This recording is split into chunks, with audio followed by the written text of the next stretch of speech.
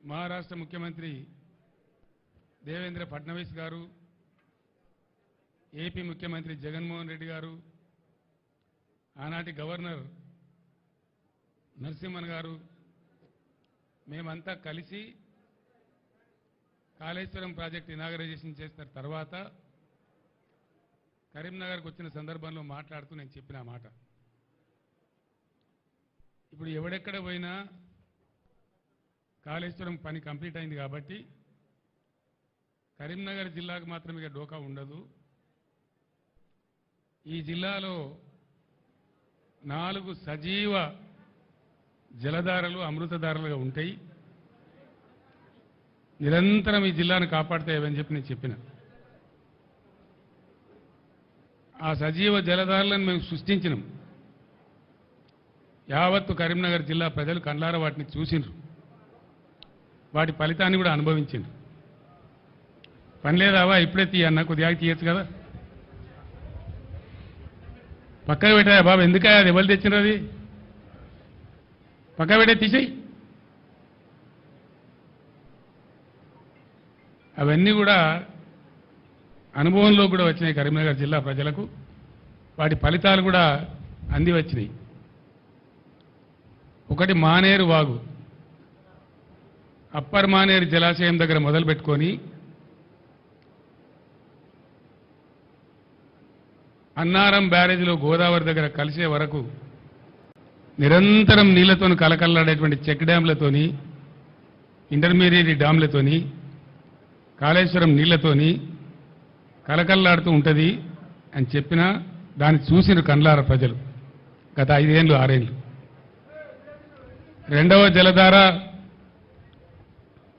వరద కాలువ, దశాబ్దాల తరబడి పెండింగ్ ఉన్న వరద కాలువను కంప్లీట్ చేయడమే కాకుండా శ్రీరామ్ సాగర్ పునరుజ్జీవ పథకం అనే పేరుతోని ఆ వరద కాలువనే రిజర్వాయర్గా మార్చి 1.5 టీఎంసీల నీళ్లు సంవత్సరం పొడవుతా నిండా ఉండేటట్టు చేసినాం.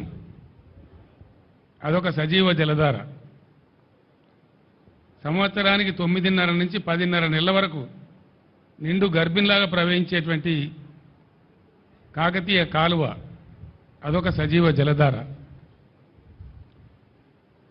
గోదావరి మీద నిర్మించినటువంటి బ్యారేజీలు, అసంపూర్తిగా ఉన్న ఎల్లంపల్లి లాంటి ప్రాజెక్టు పూర్తి కావడం, ఎస్ఆర్ఎస్పీకి పునరుజ్జీవనం రావడం, నీళ్ళు తక్కువ పడితే కాళేశ్వరం నుంచి నింపుకునే విధంగా గోదావరి నది 200 కిలోమీటర్ల పాటు నిండు జలాలతోని గర్భిణిలాగా ఉండేటువంటి అదొక సజీవ అమృతధార. ఈ 4 దారలు ఏ విధంగా నిండి ఉండెనో గత 5 ఏళ్ళు 6 ఏళ్ళు ప్రజలు ఏ విధంగా వాటి ఫలితాలు అనుభవించిండ్రో యావత్తు ప్రజానీకానికి తెలుసు. నేను మాట్లాడుతున్న ఈ మాట కరీంనగర్ జిల్లా ప్రజలు వాళ్ళ ఇళ్లలో ఇప్పుడు టీవీలలో చూస్తూ ఉన్నారు.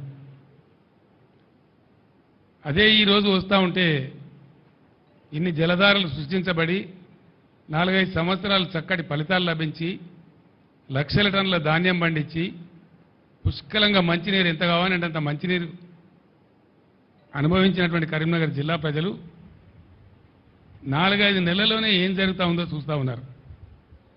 ఎడారులుగా మారిపోయినాయి. మిడ్మానేరు బ్రిడ్జి మీద నిల్చుంటే ఒక సముద్రం మధ్య నిల్చున్న ఫీలింగ్ ఉండేది. అది కంప్లీట్ ఎండిపోయి మునిగిపోయిన ఊర్లు కూడా తేలినాయి, చెట్లు కూడా తేలినాయి. ఒక శ్మశానం లాగా ఎడారులాగా దాన్ని తయారు చేసినారు. లోయర్ మానేరు డ్యామ్ ఎంత అద్భుతంగా ఉండేనో,